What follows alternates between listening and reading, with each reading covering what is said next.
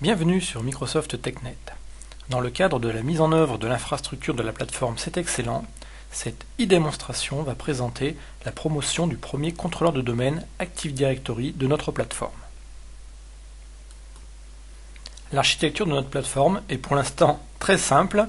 Elle se compose uniquement d'un seul serveur qui s'appelle DC1-siège. C'est ce serveur que nous allons transformer en contrôleur de domaine Active Directory.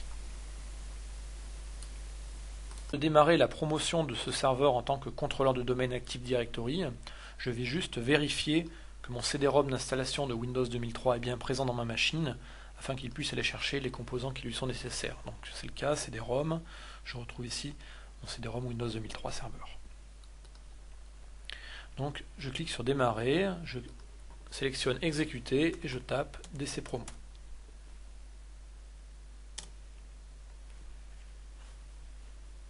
Donc DC Promo est la commande qui permet de lancer l'assistant d'installation d'Active Directory, qui va me permettre de créer ma forêt et mon domaine Active Directory dans lequel mes machines vont être intégrées et qui me permettra de manager l'ensemble de ces éléments, que ce soit des stations de travail ou des serveurs. Donc je clique sur suivant. Un premier message m'indique que le fait d'implémenter des contrôleurs de domaine Active Directory va avoir des impacts en termes de sécurité par rapport à des anciennes versions de Windows, comme Windows 95 ou encore du NT4 Service Pack 3. De même que certains ordinateurs de type non Windows, comme un Apple Mac OS X ou un Samba, pourront avoir des problèmes pour se connecter sur ce serveur s'ils ne font pas un paramétrage spécifique. Je clique sur suivant. Je vais choisir ici de faire un contrôleur pour un nouveau domaine. Je suis en train de créer mon premier serveur. Ce domaine va être intégré dans une nouvelle forêt Active Directory. Effectivement, pour l'instant, la machine elle est toute seule. Donc, en même temps que je vais créer mon domaine, je vais créer ma forêt. Je donne ici le nom de mon domaine Active Directory. Donc, notre domaine s'appelle ici C'est excellent.ad. Je clique sur suivant.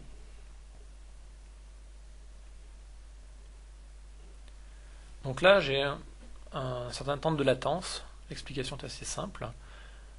Le serveur va chercher en fait à faire la résolution de nom par rapport à ce nom DNS que je viens de donner. Or, précédemment, j'ai configuré cette machine comme étant cliente d'elle-même. Or, le service DNS n'a pas encore été installé sur cette machine. Donc pour l'instant, on va attendre d'avoir un certain timeout avant de pouvoir passer à l'écran suivant. Le paramétrage du DNS se fera un petit peu plus loin dans l'assistant. Voilà, donc le timeout est terminé. On me demande le nom de NetBIOS, donc ce nom va être utilisé pour des versions précédentes de Windows. Donc on va regarder, c'est excellent comme nom NetBIOS.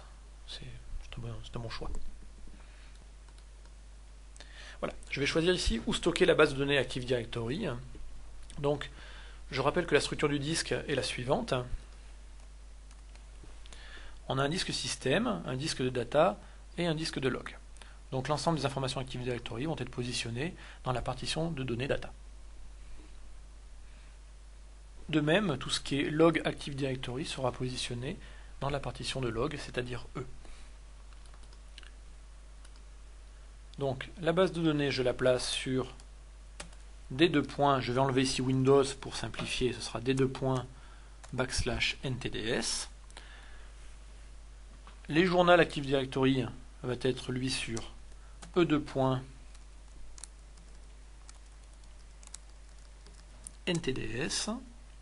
Voilà. Le sysvol, on le laisse sur ces 2 points.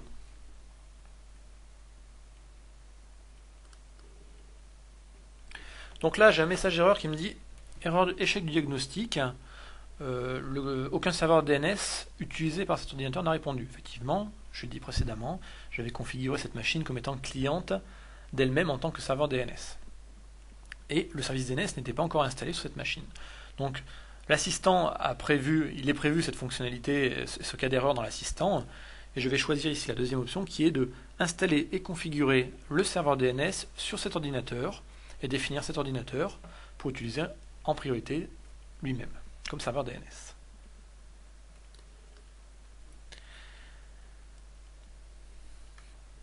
Au niveau des autorisations, en fonction des postes existants que je peux avoir dans mon réseau, je vais choisir soit de prendre une autorisation compatible avec les systèmes antérieurs à Windows 2000, soit prendre des autorisations compatibles uniquement avec les systèmes de type Windows 2000, Windows 2003 ou ultérieurs.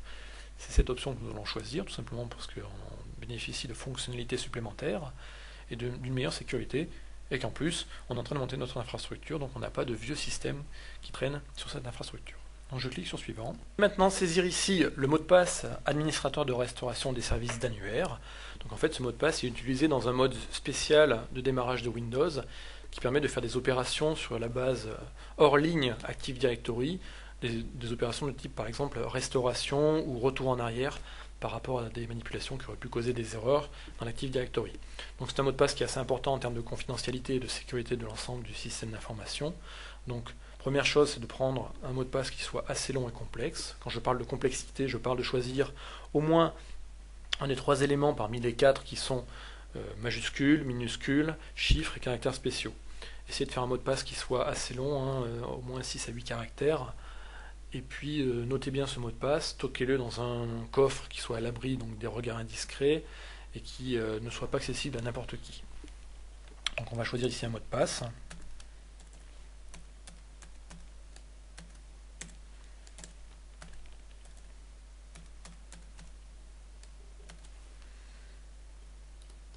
Voilà. J'ai un résumé des options que j'ai sélectionnées. Donc on voit ici que le serveur est le premier contrôleur d'une nouvelle forêt de domaine, que son nom est excellent.d et que c'est également le nom de la forêt, que le nom NetBIOS du domaine va être excellent, que les données de l'annuaire seront sur D/NTDS, le dossier du fichier journal sera sur E/NTDS, le sysvol sur le disque système, que le service DNS va être installé et configuré pour cet ordinateur, que cet ordinateur va s'utiliser comme serveur DNS et que le mot de passe a été configuré. Je clique sur suivant et le processus d'installation et de configuration d'Active Directory va commencer. Donc l'assistant ici indique que le processus peut durer de quelques minutes à quelques heures. Dans notre cas, sur un serveur unique, dans le cas de la première installation, l'opération normalement est relativement rapide.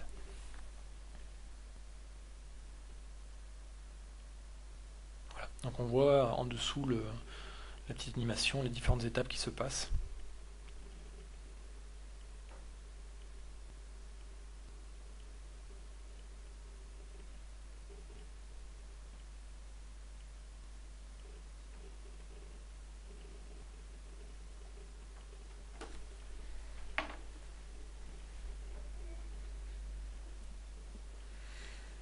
Donc voilà, les différentes partitions de l'annuaire sont en train d'être créées, le service NetLogo est en train d'être configuré, tout ce qui est gestion des mots de passe est fait, et là on voit ici la configuration du DNS.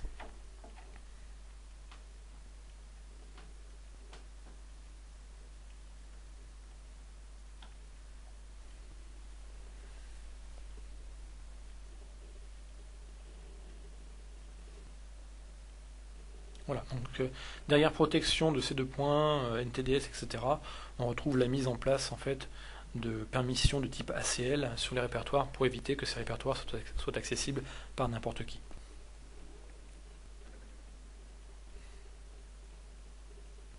Donc bien entendu, plus votre machine sera puissante, plus ces étapes seront assez rapides à être configurées. Donc pour l'instant, il ne m'a pas demandé de source d'installation pour le service DNS. Si vous avez en fait placé le CD-ROM dans le lecteur, la plupart du temps, l'assistant va chercher de lui-même en fait les sources d'installation sur le CD-ROM et donc ne vous demande pas en fait de source d'installation pour l'installation du service DNS. Donc vous voyez, là, comme j'ai changé les lettres sur le lecteur, donc à l'origine j'avais installé avec un CD-ROM qui était sur des 2 points, j'ai changé cette lettre tout à l'heure pour mettre une partition data à la place et j'ai remplacé le CD-ROM avec la lettre Z2 points. Donc ici je vais mettre Z2 points, ce n'est plus D2 points. Je clique sur OK. Voilà. Il va chercher les binaires correspondant au module DNS et les copies sur le disque dur.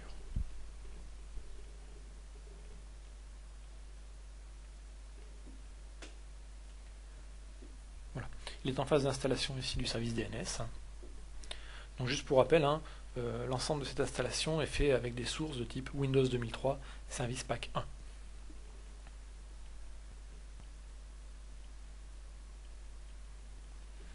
D'ici quelques mois, quand notre plateforme aura commencé à vivre et que la nouvelle version Windows 2003 R2 sera disponible, on mettra à jour l'ensemble de cette plateforme en Windows 2003 R2.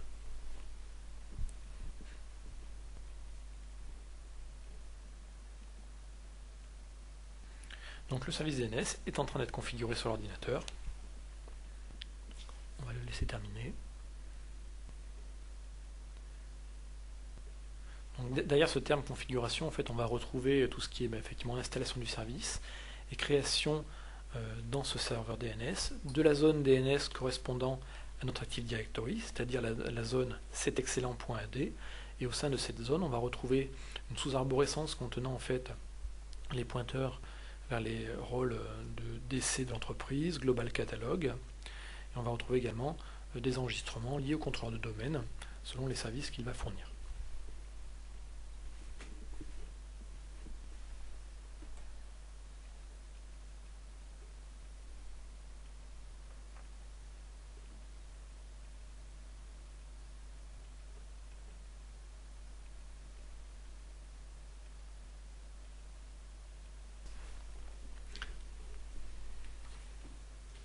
Voilà, l'assistant est maintenant terminé. Donc on me précise ici que l'Active Directory est maintenant installé sur cet ordinateur, que le contrôleur est attribué à un site qui par défaut s'appelle premier site par défaut. On verra qu'on peut le changer de nom si on a envie. Ce n'est pas réellement important dans un premier temps. Je termine l'assistant et ici on m'indique que je dois redémarrer pour que la modification soit effectuée. Donc je clique sur redémarrer.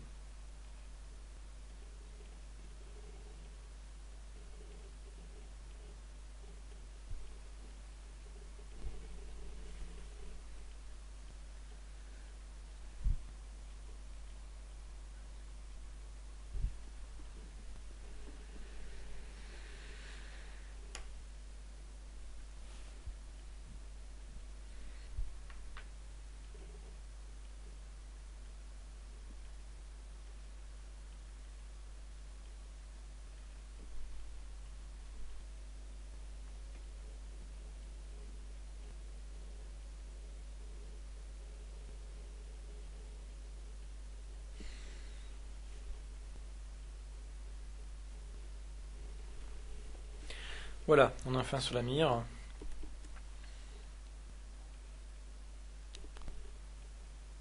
Si je clique ici sur options, je vois maintenant ici que j'ai se connecter sur le domaine qui s'appelle cetexcellent. Cette e-démonstration est maintenant terminée. Je vous remercie de l'avoir suivi et à bientôt sur Microsoft TechNet pour la suite de l'installation de la plateforme cetexcellent.